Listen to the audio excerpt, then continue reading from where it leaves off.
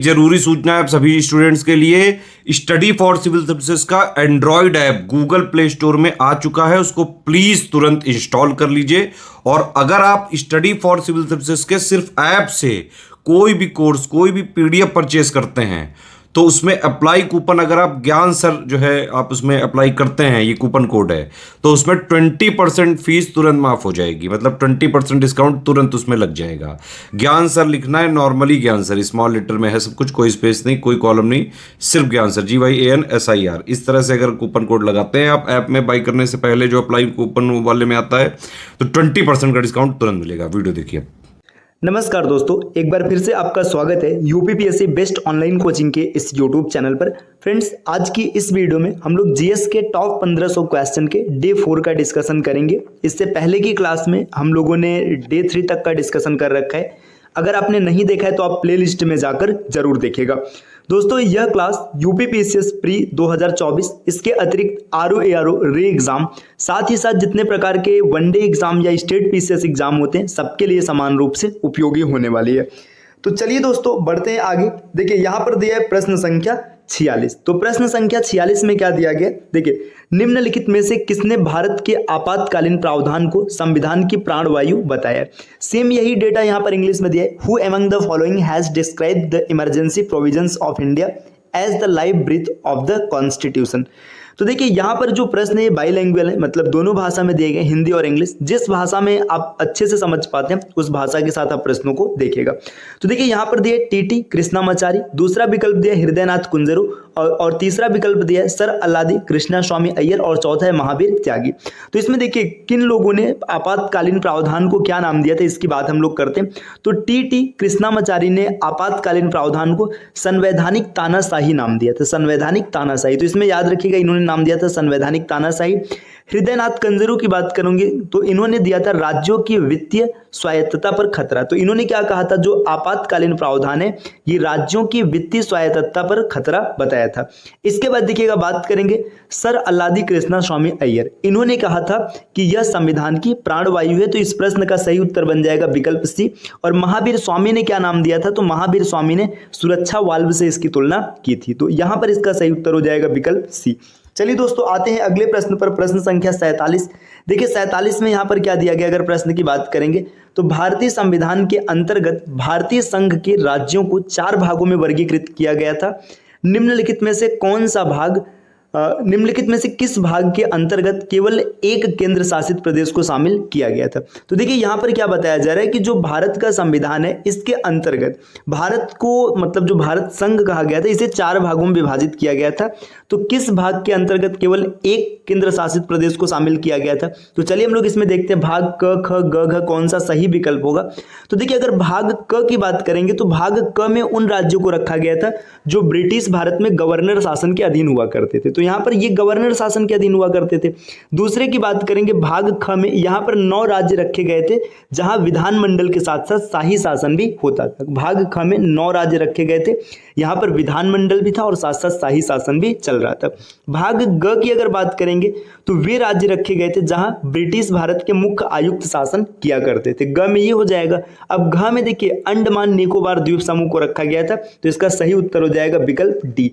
विकल्प डी ऐसा है जिसमें एक केंद्र शासित प्रदेश को रखा गया था। चलिए दोस्तों, बढ़ते हैं अगले प्रश्न पर, प्रश्न संख्या 48। 48 में क्या दिया है, भारतीय संविधान के कुछ भागों के संदर्भ में सही विकल्प चुने। अब यहाँ पर देखिए, जो 48 नंबर का प्रश्न है इसमें क्या दिया गया कि भारत के संविधान के कुछ भाग दिए गए, इसके संदर्भ में आपको बताना है कि कौन सा विकल्प सही है। तो देखिए, भाग 9 में बात किया जा रहा है पंचायत। तो पंचायत की बात भाग 9 में है, ये बिल्कुल सही है। अब इसके बाद ये नगर पालिकाएं। तो नगर पालिकाएं अगर इसकी बात करेंगे तो नगर पालिका का वर्णन 9 क में किया गया, अर्थात 9A में किया गया, न कि भाग 10 में किया गया। तो ये गलत हो जाएगा। तीसरे की बात करेंगे, भाग 4 में दिया राज्य की नीति निदेशक तत्व, अर्थात डीपीएसपी, है ना। डीपीएसपी को रखा गया भाग 4 में, ये बिल्कुल सही है। इसके बाद देखिएगा, अगर चौथे की बात करेंगे, भाग 4 का क, इसे संविधान संशोधन के तहत जोड़ा गया था। देखिए, जहां भी क या ए लगा हुआ मिल जाएगा, इंग्लिश की बात करेंगे तो ए लगा रहेगा, वो मूल रूप से संविधान में नहीं था, उसे संविधान संशोधन के अंतर्गत जोड़ा गया था। यहाँ पर फंडामेंटल ड्यूटीज अर्थात मौलिक कर्तव्य को रखा गया, ये भी बिल्कुल सही है। तो देखिए, पहला सही है, तीसरा सही है और चौथा सही। तो इसके अनुसार अगर आप देखेंगे तो विकल्प सी इस प्रश्न का सही उत्तर बन जाएगा। दोस्तों एक चीज आपको कमेंट करना है कि कौन सा ऐसा संशोधन था जिसमें भाग 4 का अर्थात 4A जोड़ा गया, जिसमें फंडामेंटल ड्यूटीज को शामिल किया गया। इसके साथ साथ आपको यह बताना है कि जो संविधान का भाग 4 है, राज्यों की नीति निदेशक तत्व अर्थात डीपीएसपी, यह किस देश से लिया गया है। चलिए दोस्तों आते हैं अगले प्रश्न पर, प्रश्न संख्या 49। देखिए 49 नंबर का क्वेश्चन क्या दिया, निम्नलिखित में सही विकल्प चुने। आपको बताना है कि इसमें से कौन सा विकल्प ऐसा है जो कि सही है। अगर 49 की बात करेंगे, देखिए पहला दिया अनुच्छेद 26 में दिया धार्मिक कार्यों के प्रबंध की स्वतंत्रता, ये बिल्कुल सही है, आर्टिकल 26 में इसी का वर्णन है। अनुच्छेद 24 कारखानों में बाल श्रम आदि का निषेध, देखिए बाल श्रम का निषेध कारखानों में आर्टिकल 24 के तहत मिलता है, बिल्कुल सही है। अनुच्छेद 40 में ग्राम पंचायतों के गठन की बात किया गया, ये भी सही है। और अनुच्छेद 44 दिए नागरिकों के लिए एक समान सिविल संहिता, ये भी बिल्कुल सही है। देखिए एक चीज याद रखिएगा, आर्टिकल 44 लागू करने वाला प्रथम राज्य कई बार पेपर में बनता है वनडे एग्जाम में, तो आर्टिकल 44 को लागू करने वाला प्रथम राज्य गोवा है, ये भी आप याद रखिएगा। यहां पर देखिए चारों विकल्प सही है, तो इसमें आप देखेंगे 1, 2, 3 और 4 विकल्प डी में दिख रहा है, तो इस प्रश्न का सही उत्तर बनेगा। दोस्तों बढ़ते हैं अगले प्रश्न पर, प्रश्न संख्या 50 में यहां पर क्या दिया गया, निम्नलिखित में से सही विकल्प चुने। आपको बताना है कि इसमें से कौन सा विकल्प सही है। देखिए पहला पॉइंट दिया 61वें संविधान संशोधन अधिनियम 1989 द्वारा लोकसभा और विधानसभाओं के चुनाव में मतदान की आयु 21 से घटाकर 18 वर्ष कर दी गई थी। देखिए 61वां संविधान संशोधन किया गया था, मतलब 61th कॉन्स्टिट्यूशनल अमेंडमेंट था, समय था 1989। यहाँ पे क्या किया गया था कि जो वोटिंग की एज है इसको 21 से घटा करके कितनी कर दी गई थी, 18 वर्ष कर दी गई थी, ये बिल्कुल सही तथ्य है। अगला पॉइंट यहां पर दिया पॉइंट संख्या दूसरा, 1987 में 57वें संशोधन अधिनियम के अंतर्गत उत्तर पूर्वी राज्यों अरुणाचल प्रदेश, मेघालय, मिजोरम तथा नागालैंड की विधानसभाओं में अनुसूचित जनजातियों के लिए सीटों के आरक्षण का प्रावधान किया गया था, यह भी बिल्कुल सही है। तो इसमें आपको बताना है कौन सा सही है, तो देखिए 2 के दोनों सही है, तो यहां पर सही उत्तर बन जाएगा विकल्प सी, 1 और 2 दोनों सही है। अगले प्रश्न पर आते हैं दोस्तों, प्रश्न संख्या 51 में क्या दिया गया, निम्नलिखित कथनों पर विचार करें। अब यहां पर आपको बताना है कि जो पॉइंट दिए हैं इसमें क्या पूछा गया, आपको इसमें बताना है कौन सा कथन सही है। तो चलिए देखते हैं कौन सा कथन सही है। वर्ष 1997 में प्रकाश में आया एल चंद्र कुमार केस अनुच्छेद 226 और अनुच्छेद 227 के अंतर्गत उच्च न्यायालयों की शक्तियों से संबंधित था। देखिए अगर हम लोग बात करेंगे कि 1997 में एल चंद्र कुमार केस जो आया था, इसमें यह बताया जा रहा है कि ये किससे संबंधित है, आर्टिकल 226 और आर्टिकल 227 के अंतर्गत उच्च न्यायालय के शक्तियों से संबंधित है, तो ये बिल्कुल सही है। अगला है वर्ष 2011 में प्रकाश में आया राम जेठमलानी केस आर्टिकल 32 के अंतर्गत निर्धारित सर्वोच्च न्यायालय की शक्तियों से संबंधित है। तो राम जेठमलानी का जो केस है ये सुप्रीम कोर्ट से जुड़ा हुआ है, ये बिल्कुल सही, मतलब सुप्रीम कोर्ट की शक्तियों से जुड़ा है।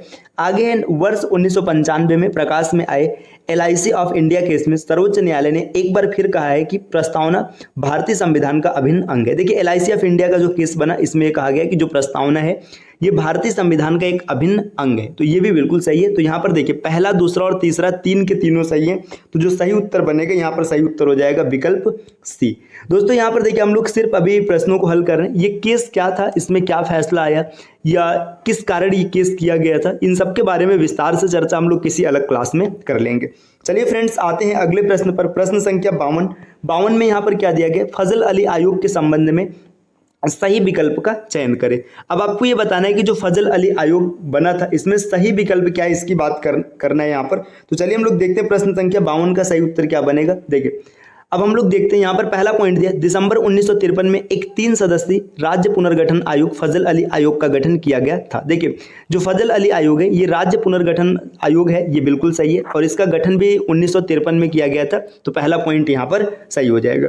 अगले पॉइंट की बात करेंगे तो इस आयोग के 2 अन्य सदस्य कौलम माधव पडिक्कर और पुरुषोत्तम दास टंडन थे। देखिए यहाँ पर बोला जा रहा है कि इसके 2 सदस्य और कौन कौन थे। देखिए एक तो फजल अली हो गए हैं ना, क्योंकि इन्हीं के नाम पर आयोग का नाम रखा गया, और दूसरा यहाँ पर बोला जा रहा है कि कौलम माधव पडिक्कर, तो ये तो थे, लेकिन यहाँ पर जो दिया पुरुषोत्तम दास टंडन तो ये नहीं थे, इनके स्थान पर हृदयनाथ कंजरू थे, तो दूसरा पॉइंट यहाँ पर गलत हो जाएगा। आगे दिया इस आयोग ने सितंबर 1955 में अपनी रिपोर्ट प्रस्तुत की, बिल्कुल सही। देखिए अगला पॉइंट है, प्रस्तुत की गई रिपोर्ट में भाषा को राज्यों के पुनर्गठन का आधार व्यापक रूप से स्वीकार किया गया था। देखिए यहाँ पर यह कहा जा रहा है कि भाषा को राज्यों के पुनर्गठन का आधार के रूप में स्वीकार किया गया, बिल्कुल स्वीकार किया गया था। लेकिन हाँ, यहाँ पर एक भाषा एक राज्य, इस सिद्धांत को खारिज कर दिया गया था कि भाषा के आधार पर राज्यों का गठन होगा, इसको खारिज कर दिया गया था। तो यहाँ पर जो प्रश्न दिया इसके आधार पर यह सही हो जाएगा, लेकिन एक भाषा एक राज्य के सिद्धांत को यहाँ पर मना किया गया था। तो देखिए पहला सही है, तीसरा सही है और चौथा सही है। तो विकल्प सी इस प्रश्न का सही उत्तर हो जाएगा। देखिए यहाँ पर पहला, तीसरा और चौथा इस विकल्प में दिख रहा है। चलिए दोस्तों आते हैं अगले प्रश्न पर, प्रश्न संख्या 53 में क्या दिया गया इसकी बात करते हैं हम लोग। यहाँ पर देखिए 53 नंबर का क्वेश्चन है, निम्नलिखित में से सही विकल्प का चयन करें, select the correct option from the following. अब जो डेटा यहाँ पर दिया गया इसमें से आपको करेक्ट ऑप्शन बताना है कि कौन सा सही है। पहला पॉइंट दिया, भारतीय संविधान के अनुच्छेद 75(3) के अंतर्गत मंत्रिपरिषद लोकसभा के प्रति सामूहिक रूप से उत्तरदायी होता है।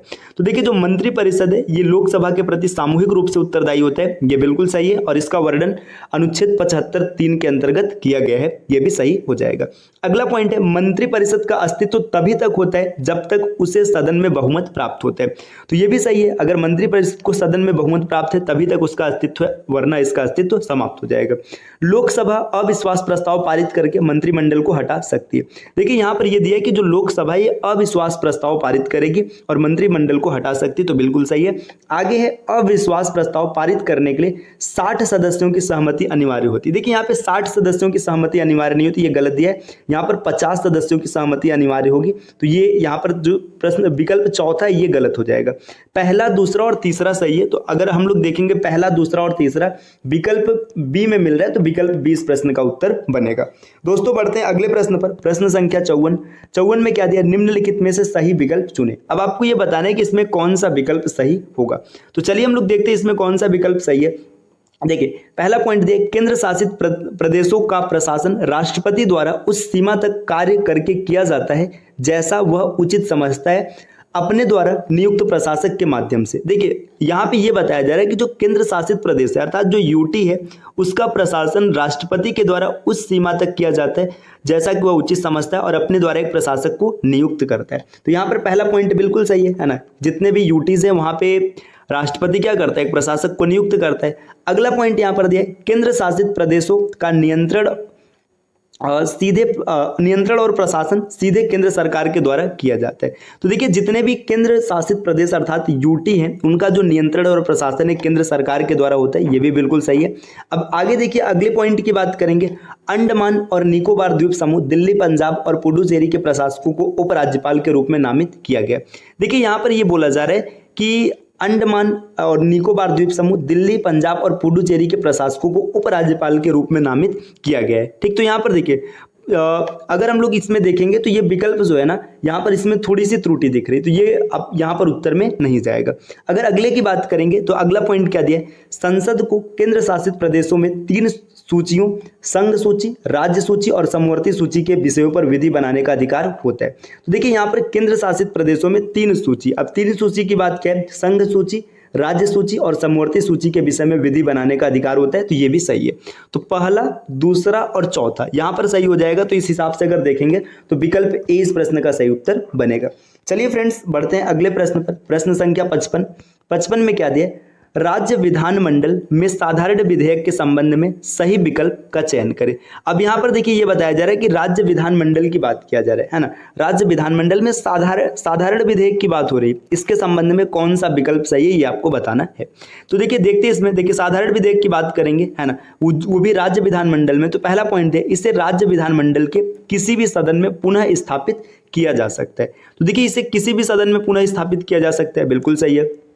अगला पॉइंट यहां पर दिया, इसे किसी मंत्री या गैर सरकारी सदस्य द्वारा पेश किया जा सकता है, यह भी बिल्कुल सही है। इसे तभी पारित माना जाता है जब इसमें संशोधन के साथ या उसके बिना राज्य विधानमंडल के दोनों सदनों की सहमति हो जाए, तो यह भी यहां पर बिल्कुल सही पॉइंट है। अगले पॉइंट की बात करेंगे, भारतीय संविधान में किसी भी विधेयक के मसौदे पर राज्य विधानमंडल के दोनों सदनों की संयुक्त बैठक का प्रावधान है। देखिए यहाँ पर बोला जा रहा है कि किसी भी विधेयक के मसौदे पर, अब दोनों सदनों के बैठक का प्रावधान है तो संयुक्त बैठक का प्रावधान है, ऐसा नहीं है, तो ये गलत हो जाएगा है ना। तो यहाँ पर अगर हम लोग देखेंगे तो पहला, दूसरा और तीसरा ये 3 सही है। तो देख लेते हैं कहाँ पर ऐसा विकल्प मिल रहा है। पहला, दूसरा और तीसरा विकल्प ए में मिल रहा है, तो 55 का विकल्प ए सही उत्तर बनेगा।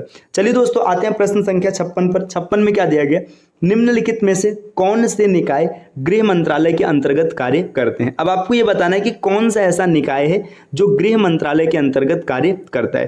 तो देखिए यहाँ पर पहला दिया राष्ट्रीय मानवाधिकार आयोग, है ना, नेशनल ह्यूमन राइट्स कमीशन, ये गृह मंत्रालय के अधीन कार्य करता है। अगला है अंतर जातीय परिषद, अंतर जातीय परिषद अर्थात इंटर स्टेट काउंसिल, ये भी गृह मंत्रालय के अधीन कार्य करता है। तीसरा पॉइंट यहाँ पर दिया राष्ट्रीय आपदा प्रबंधन प्राधिकरण, है ना, national disaster management authority, NDMA, ये भी कार्य करता है गृह मंत्रालय के अधीन। अब देखिए यहाँ पर दिया है केंद्रीय सतर्कता आयोग, है ना, सेंट्रल विजिलेंस कमीशन। तो जो सेंट्रल विजिलेंस कमीशन है ये मिनिस्ट्री ऑफ पर्सनल मतलब कार्मिक मंत्रालय के अधीन काम करता है, न कि गृह मंत्रालय के अधीन। तो ये तो उत्तर में नहीं जाएगा, पहला, दूसरा और तीसरा यहाँ पर सही बनेगा। पहला, दूसरा और तीसरा विकल्प सी इस प्रश्न का सही उत्तर हो जाएगा। तो 56 का जो सही उत्तर बनेगा, 56 का सही उत्तर होगा विकल्प सी। चलिए दोस्तों, आते हैं अगले प्रश्न पर। प्रश्न संख्या 57, देखते हैं 57 नंबर का क्वेश्चन क्या दिया। निम्नलिखित में से सही विकल्प का चयन करें। अब आपको ये बताना है सही विकल्प इसमें से कौन होगा। अब सही विकल्प कैसे बनाना है, नीचे दिए गए कोड का उपयोग करके सही उत्तर बताएं। अब यहाँ पर देखिए राज्य दिया और यहाँ पर लोकसभा की सीट दिया है। तो देखिए उत्तर प्रदेश में लोकसभा सीटों की संख्या 80 है, ये बिल्कुल सही है।